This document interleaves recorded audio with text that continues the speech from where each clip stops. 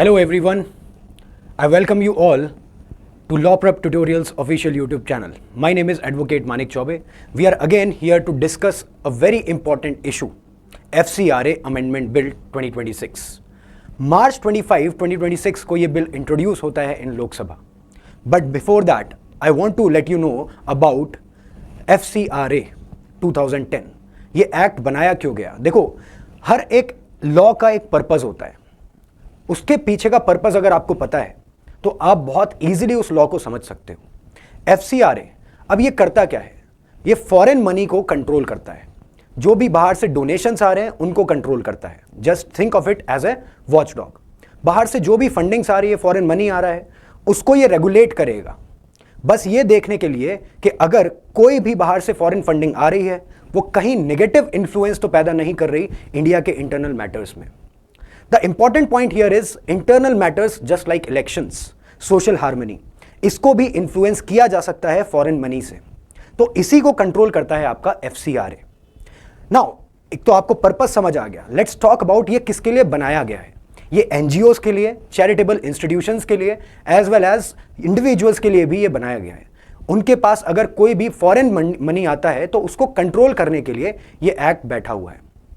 Also another important thing, यहां पर आपको फॉरेन मनी लेने के लिए जो भी एनजीओज हैं, चैरिटेबल ऑर्गेनाइजेशंस हैं, उनको करना क्या होता है?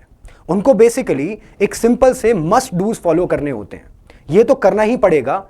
ऑल्सो सबसे पहला इंपॉर्टेंट पॉइंट यहां पर यह है कि उनको रजिस्टर करना पड़ता है under FCRA, under the central government.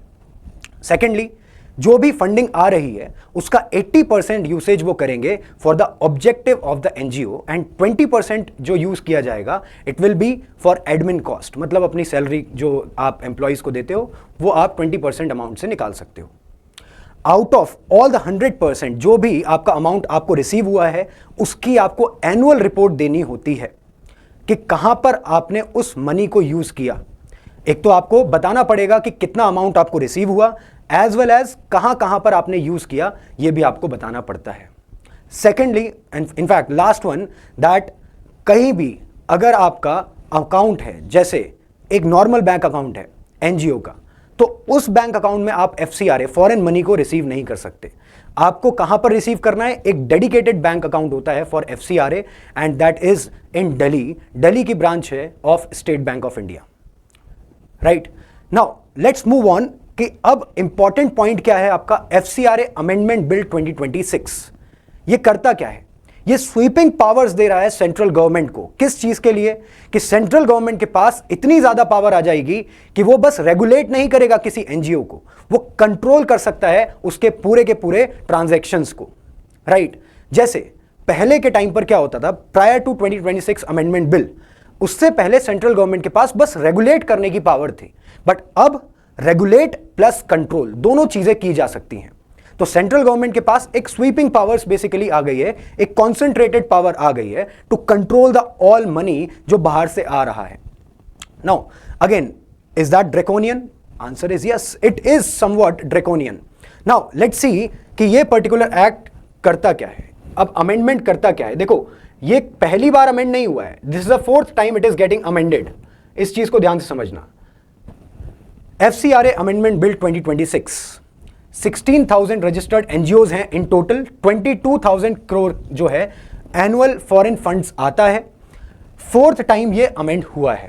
एक चीज और याद रखना बेटा, जो हमारा फॉरेन से फंडिंग आती है, ऑल्सो एनजीओज को जो आ रही है, पहले एनजीओ का रेन्यूअल किया जा सकता था. अब जो renewal, in fact I am talking about the license, जो एनजीओ के लाइसेंस का रेन्यूअल किया जाता था, पहले बहुत नॉर्मल स्टेप्स थे. अब सेंट्रल गवर्नमेंट उसको कैंसिल भी कर सकती है कि हम आपका जो एनजीओ है उसको रेन्यूअल लाइसेंस नहीं देंगे. वो क्लियर मना कर सकती है. तो अब यहां पर जो भी एनजीओ जिसके पास लाइसेंस नहीं होगा उसके पूरे के पूरे एसेट्स जो हैं सीज किए जा सकते हैं बाय द सेंट्रल गवर्नमेंट. पूरे एसेट्स को कंट्रोल किया जा सकता है बाय द सेंट्रल गवर्नमेंट. यही ऑपोजिशन का सबसे बड़ा दुख है. इनफैक्ट ऑपोजिशन का ही नहीं, हम लोगों का भी यही दुख है, क्योंकि आप फॉरेन फंडिंग्स को पूरी तरीके से कंट्रोल नहीं कर सकते, which is giving you sweeping powers. Right देखो, लेजिस्लेटिव एनालिसिस एक बार देखते हैं. A bill introduced in parliament on 25 March 2026 seeks to give the central government sweeping powers to take over and manage assets of NGOs. See, this is important कि आप NGOs के assets ही manage करने लग जाओगे, पूरा कंट्रोल करने लग जाओगे, that lose their foreign funding license. अगर उनका लाइसेंस जो है खत्म हो चुका है, जैसे अब जो भी सेंट्रल गवर्नमेंट है उसके पास पूरी अथॉरिटी होती है कि वो लाइसेंस को सस्पेंड भी कर सकती है. ऑल्सो अगर लाइसेंस रिन्यूअल के लिए गया हुआ है उस टाइम पर भी सेंट्रल गवर्नमेंट एनजीओ के एसेट्स को क्या कर सकती है, मैनेज कर सकती है. तो क्योंकि फॉरेन फंडिंग लाइसेंस उसका अभी उसके पास है नहीं, तो सेंट्रल गवर्नमेंट के पास पावर आ जाती है, right. The opposition calls it an assault on civil society. The government says it fills the legal gap. तो दोनों साइड हम लोग देखेंगे कि दोनों साइड क्या बोलते हैं. ठीक है, पहले तो ये समझो कि बिल का नाम क्या है, foreign contribution regulation amendment bill 2026. इससे पहले भी पावर थी सेंट्रल गवर्नमेंट के पास, ऐसा नहीं कि पावर नहीं थी. पहले रेगुलेटिंग पावर ज्यादा थी, अब कंट्रोलिंग पावर ज्यादा हो गई है. ठीक है, इंट्रोड्यूस किसने किया, मार्च 25 2026 को इंट्रोड्यूस हुआ by ministry of state home affairs, that is Nityanand Rai. Amendments क्या है, फॉरेन कंट्रीब्यूशन रेगुलेशन एक्ट 2010 का अमेंडमेंट किया गया है.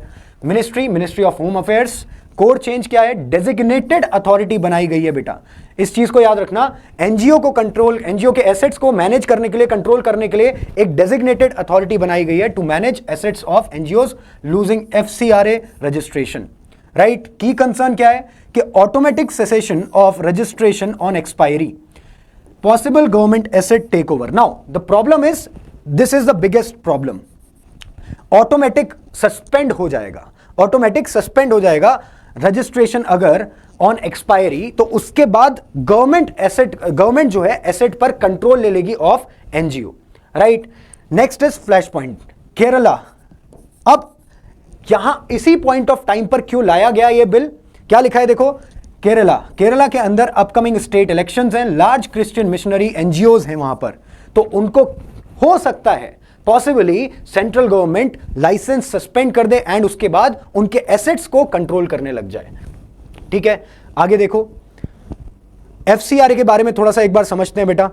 Now imagine a foreign government और a foreign billionaire quietly funding a political party, a separatist group or a conversion driven religious organization in India. So this was the main purpose behind FCRA, right? The Foreign Contribution Regulation Act 2010 exists to prevent exactly that. ठीक है, FCRA is central law that regulates whether and how Indian individual, NGO or organization can accept money, securities or articles from foreign sources. It is administered by Ministry of Home Affairs. Around 16,000 organizations are registered, receiving nearly 22,000 crore annually. Right? Annually 22,000 crore जो है receive किया जाता है foreign fund से. ठीक है, Who is prohibited बेटा? Who is prohibited from receiving foreign funds? It is the act bans foreign funding for election candidates, right? तो politicians basically, journalists, media organizations, judges, government servants, political parties and politicians. ठीक है, आगे देखो FCRA की history क्या रही है. ठीक है, how India's foreign funding law has evolved since 1976. 1976 से कैसे ये इवॉल्व हुआ है. ठीक है, सबसे पहले तो यहां पर देखो 1976 में, I hope it is visible to you. ठीक है, 1976 में original FCRA enacted during emergency. उसके बाद 2010 में new FCRA act comes into force में कब आया, मई 2011 से. इनैक्ट कब कर दिया गया था, 2010 के अंदर. 2016 के अंदर माइनर डेफिनेशनल अमेंडमेंट्स जो हैं वो किए गए, कंप्लायंस को कुछ फिक्सेशन किया गया. 2018 में फॉरेन सोर्स की डेफिनेशन को एक्सपैंड किया गया एंड 2020 में सब grant ban, SBI account mandate and 20% admin cap. मतलब आप रिसीव कहां पर करोगे, it will always be SBI account and जो दिल्ली में सिचुएटेड है उस ब्रांच में, एंड 20% एडमिन कैप लगाया गया. मतलब जो आपके पास लेट सपोज 100 रुपए आ रहे हैं बाहर फंडिंग से, तो आप उसमें से 20 रुपए के जो है आप अपने एम्प्लॉयज को सैलरी दे सकते हो, एंड इस 80 जो रुपीज हैं उसका आप क्या करोगे, आप अपने ऑब्जेक्टिव को फुलफिल करने के लिए उस 80 रुपीज का खर्चा करोगे जो आपके एनजीओ का ऑब्जेक्टिव है. ठीक है, 2026 क्या बोलता है, डेजिग्नेटेड अथॉरिटी देता है, ऑटोमेटिक सेसेशन करता है एंड एसेट टेक ओवर करता है. इसलिए ये सबसे बड़ा कंसर्न है, right.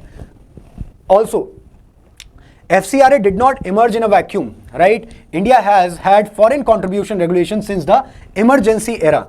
Each amendment has, without exception, increased government control and narrowed NGO freedom, right? तो जितने भी अमेंडमेंट्स होते चले गए हैं, हर एक अमेंडमेंट के साथ गवर्नमेंट का कंट्रोल बढ़ता चला गया है एंड एनजीओ की फ्रीडम जो है कम होती चली गई है, ठीक है?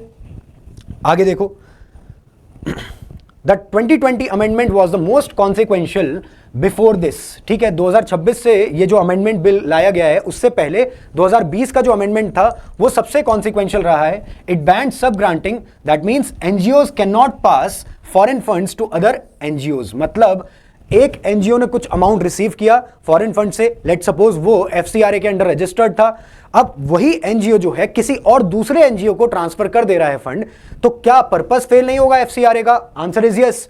तो आपने जो दूसरा एनजीओ है वो तो रजिस्टर्ड ही नहीं है एफसीआरए के अंडर, तो आप उसको फॉरवर्ड नहीं कर सकते. दैट मीन्स वो अमाउंट आगे नहीं जाएगा.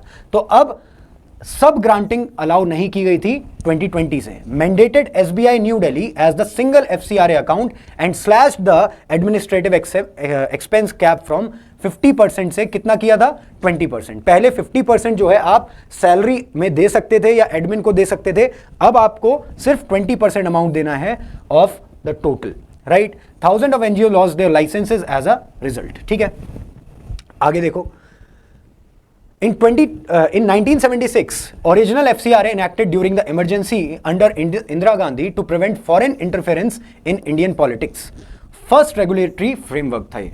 फिर 2010 में new FCRA enacted by UPA government came into force May 2011, replaced the 1976 Act entirely, introduced MHA registration system, ठीक है? मॉडर्न लीगल फाउंडेशन पर यह एक्ट बना था. 2016 में माइनर अमेंडमेंट किया गया, address definitional and compliance gap, house keeping changes किए गए छोटे छोटे, राइट? देन 2018 में amendment expanded definition of foreign source to include foreign companies with 50% plus foreign investment, ठीक है? 2018 में ये चेंज किया गया. क्लोज्ड कॉर्पोरेट लूप होल, जो छोटा सा लूप होल था कॉर्पोरेट का, तो उसको उस लूप होल को भी कवर अप कर लिया गया.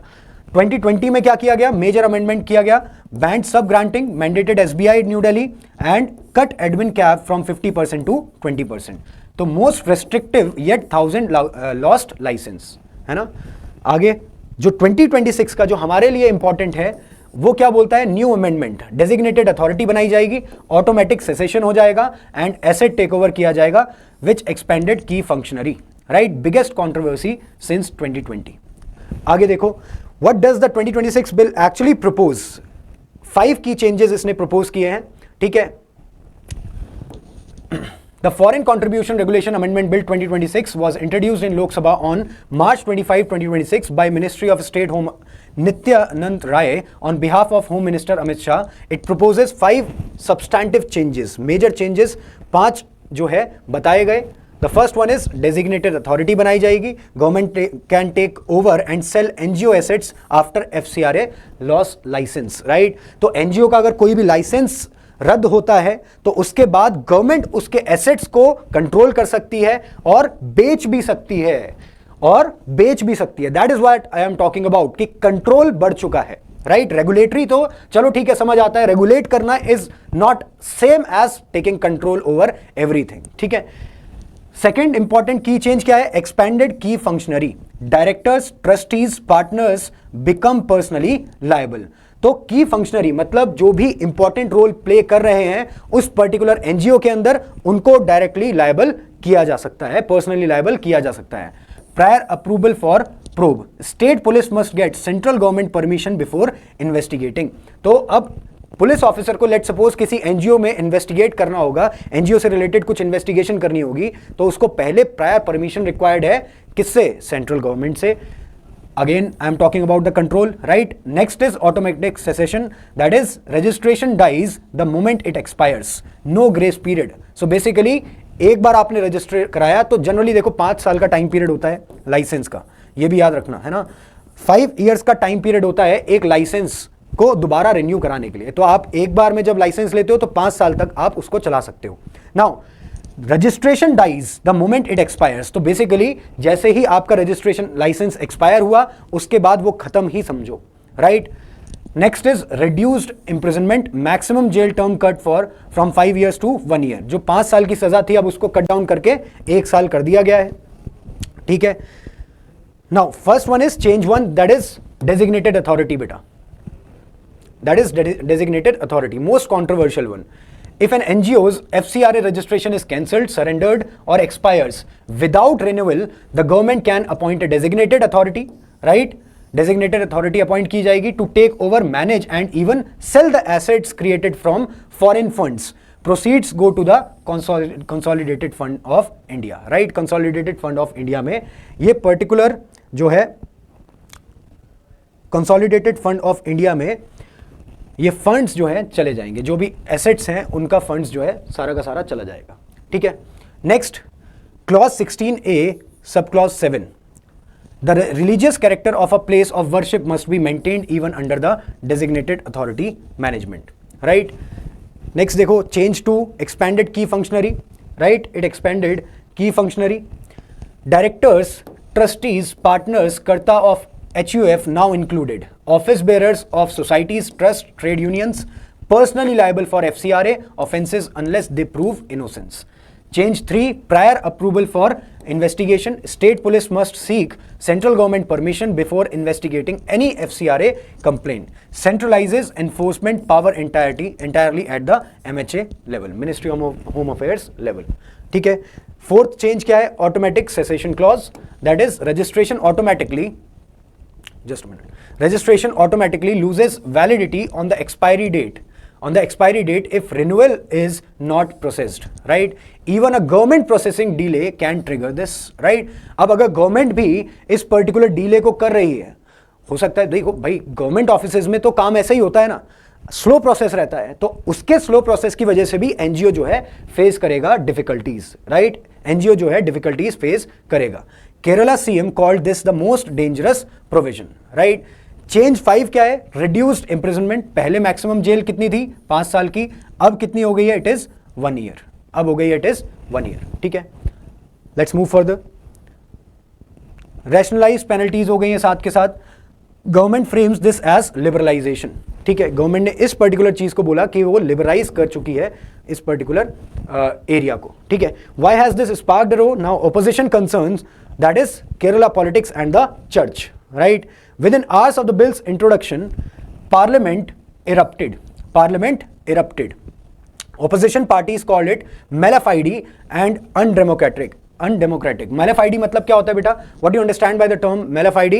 It means with bad faith, with not good faith, right? Guilty intention के साथ ये particular bill लाया गया है। Church groups rushed to file memorandums, right? Kerala's chief minister personally called for its withdrawal.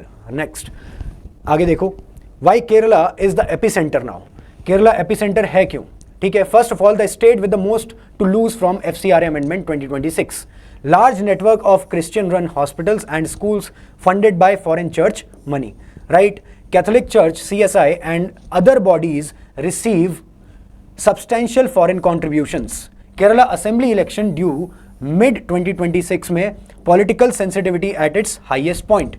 CM Pinarayi Vijayan personally wrote to Amit Shah demanding the withdrawal of this bill, right? Now let's see what did Pinarayi Vijayan, the Chief Minister of Kerala, said. The amendment could allow the central government to cancel FCRA registration if renewal applications are not processed within the stipulated time, which could result in the center taking control of the assets institution, right? आगे, the bill benefits the RSS while leaving charitable and community welfare organisation vulnerable to administrative control. ये किसका कहना है, Rahul Gandhi leader of opposition जो है उनका कहना है। क्या बोल रहे हैं वो, the bill benefits the RSS, okay, while leaving charitable and community welfare organisation vulnerable to administrative control. Let's see government का केस क्या है। देखो अब दोनों साइड एक बार देखते हैं, गवर्नमेंट का क्या कंसर्न है एंड ऑपोजिशन का क्या कंसर्न है। गवर्नमेंट क्या बोल रही है, फिल्स लीगल वैक्यूम, ये अमेंडमेंट जो है वो लीगल वैक्यूम को फिल करेगा। No law existed for NGO assets after FCRA cancellation, ऐसा कोई लॉ एग्जिस्ट नहीं करता था, इसलिए हम लोग ये पर्टिकुलर लॉ लेके आए, ये अमेंडमेंट लेके आए हैं। Strengthens transparency and accountability in use of foreign contributions. Clause 16A, subclause 7 protects the religious character of places of worship. Imprisonment reduced from 5 years to 1 year, shows liberalization intent. So basically opposition बोल रहा है कि आपका intent malafide है, और central government बोल रहा है कि हमारा इंटेंट जो है वो लिबरलाइज्ड इंटेंट है। Fifth, designated authority ensures funds do not disappear और गेट मिसयूज्ड। तो मिसयूज तो सेंट्रल गवर्नमेंट भी कर सकती है, ऐसा नहीं है कि सेंट्रल गवर्नमेंट मिसयूज नहीं कर सकती, बट ठीक है। ऑपोजिशन का क्या कंसर्न है? Automatic cessation punishes NGOs for governments own processing delays, right. Government की साइड से अगर प्रोसेसिंग डिले होगा तो उसकी वजह से भी एनजीओ को पनिश होना पड़ रहा है, उसका ऑटोमेटिक सेसेशन हो जाएगा। Next, prior approval for state police probe undermines federalism and state autonomy. Designated authority has sweeping powers like civil court like powers too broad, ठीक है। disproportionate impact on Christian minority institutions in Kerala, could be used to target political opponents under guise of compliance, ठीक है। this is not the first crackdown, by the way. how India has used FCRA against NGOs, इसके बारे में भी एक बार देखते हैं। the controversy over the 2026 amendment does not exist in isolation. India has been progressively tightening the FCRA noose since at least 2010. The most prominent cases offer a window into how the act has been used. देखो 2014-15 के अंदर एक green peas India नाम का NGO हुआ करता था, ठीक है। Government cancelled Greenpeace India's FCRA registration, froze bank accounts and blocked researcher from travelling abroad. The Intelligence Bureau labeled it a threat to national economic security. The organization was crippled for years. फिर एक amnesty international India 2020, इसके ऊपर तो बहुत ज़्यादा protest भी हुआ था बेटा. Amnesty India shut all operations and laid off staff after the government froze its bank accounts under the FCRA. The government alleged FCRA violations. Amnesty called it retaliation for its human rights work on 2020 Delhi riots. जो Delhi riots हुए थे उसके बाद Amnesty International बोलता है कि हमने उस पर रिटेलिएट किया था, इसलिए गवर्नमेंट ने हमारे ऊपर ये रेगुलेशंस का वायलेशंस बताया, अलेज किया और हमारे बैंक अकाउंट्स को फ्रोज कर लिया गया. तो इसलिए हम लोग अब ऑपरेशंस जो है कंटिन्यू नहीं कर सकते इंडिया के अंदर. ठीक है. FCRA 2020 मास कैंसलेशंस, तो उसके बाद बहुत सारे कैंसलेशंस हुए बेटा. Following the 2020 amendment, mandatory SBI account and sub grant ban, thousands of NGOs including prominent health and education bodies lost their licenses for inability to comply in time. Critics called it death by paperwork. Right? Now, the constitutional question, does FCRA violate fundamental rights? At the heart of the FCRA debate is recurring constitutional tension. Does the right of the state, just a second, does the right of the state to regulate foreign funding override fundamental rights, particularly those minority institutions and NGOs? ठीक है, आगे देखो. Now, what are the constitutional rights that are at stake? Freedom of association, right? First one is freedom of association. NGOs' right to form association may be curtailed by asset seizure. Right. Minority institutions, मतलब article 30 जो बताता है आपका right of minorities to administer their educational institutions, right, उसको भी hamper करता है. Article 19(1)(g, that is right to practice. Asset take over is equal to arbitrary deprivation of organisations right to function. तो आप उसके ऊपर जब कंट्रोल करोगे तो राइट टू प्रैक्टिस उसका जो है हैम्पर होगा. And right to equality, it's automatic cessation without notice a violation of due process, right. Is this.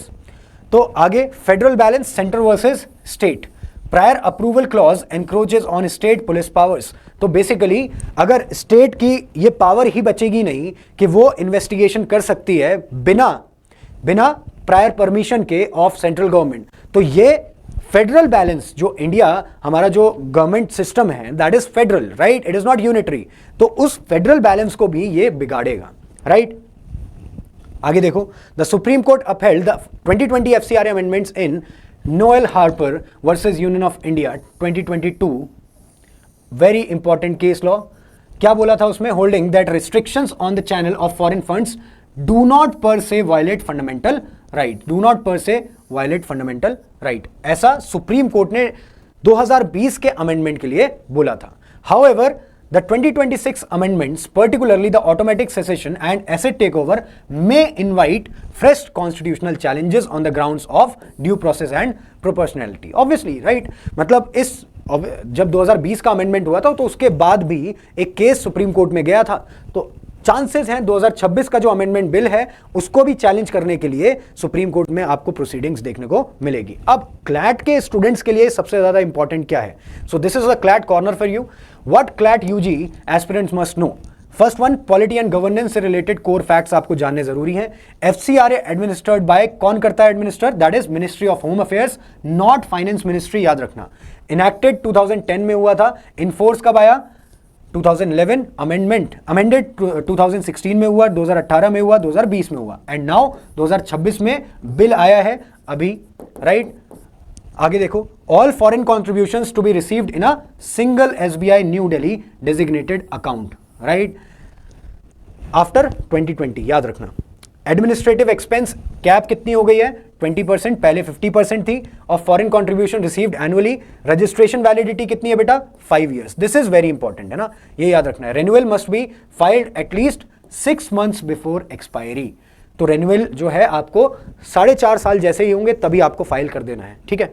Constitutional law क्या क्या बोलता है देखो, आर्टिकल 19(1)(c) बोलता है right to form association, FCRA restriction may be tested against this, right. Article 30 minority institutions की बात करता है, right to administer their educational institutions central to the Kerala church concern, right, सबसे इंपॉर्टेंट इशू ये है।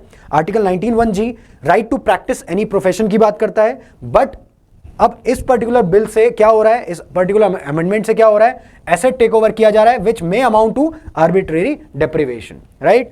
फिर एक केस आपके लिए इंपॉर्टेंट है, that is Noel Harper versus union of India 2022। Supreme court upheld 2022 FCRA amendments. 2026 जो चेंजेस कर रहा है may face the fresh challenge on automatic cessation grounds, right. So guys, another important point for you, bonus, that is key vocabulary for legal reasoning. What is that? Designated authority, government appointed officer to manage sell NGO assets after FCRA cancellation or cessation, automatic cessation, registration becoming void automatically. What do you understand by automatic cessation? That is registration becoming void automatically on expiry without renewal, no notice required. Key functionary, persons responsible. Key functionary का मतलब क्या है? Person responsible for management of an NGO personally liable for FCRA violations. Sub granting का मतलब क्या है? It means transfer of foreign funds from one NGO, transfer of foreign funds from one NGO to another, right? It is banned since 2020 amendment. Consolidated Fund of India, इसका मतलब क्या है? The primary government account where all receipts, primary government account where all receipts including forfeited NGO assets are deposited, right? Again, possible CLAT legal reasoning themes for this topic. A passage presenting a fictional FCRA type law is automatic cancellation without prior notice constitutional. तो इसके ऊपर भी एक passage आ सकता है. A minority institution challenging government take over its assets. Apply Article 30 principles. इसके ऊपर भी पैसेज आ सकता है. Prior approval for investigation. Protection for NGOs or shielding of the powerful from state police scrutiny. इसके ऊपर भी पैसेज आपको देखने को मिल सकता है, right? Apply principle that the state may regulate, it may not confiscate without due process and proportionate cause. Constitutional law से related again. Federalism questions like does central prior approval for state police probes violate the division of power under Schedule 7? इससे related passage भी आपको देखने को मिल सकता है. And we are very much aware that CLAT 2026 का जो पेपर था बेटा, वो पेपर पूरा का पूरा कॉन्स्टिट्यूशनल लॉ से ही रिलेटेड था. लीगल रीजनिंग के सेक्शन की मैं बात कर रहा हूं. It was whole and soul created for the purpose of constitutional law. 6 के 6 पैसेज आपके कॉन्स्टिट्यूशनल लॉ से रिलेटेड थे. हालांकि उससे आप करंट लीगल को भी कनेक्ट कर सकते हो. ऐसे ही यहां पर आपको कॉन्स्टिट्यूशनल लॉ से रिलेटेड बहुत सारे पैसेज देखने को मिल सकते हैं. Right? So that is it from my side. Thank you so much. I'll see you in the next session. Do follow us. Thank you.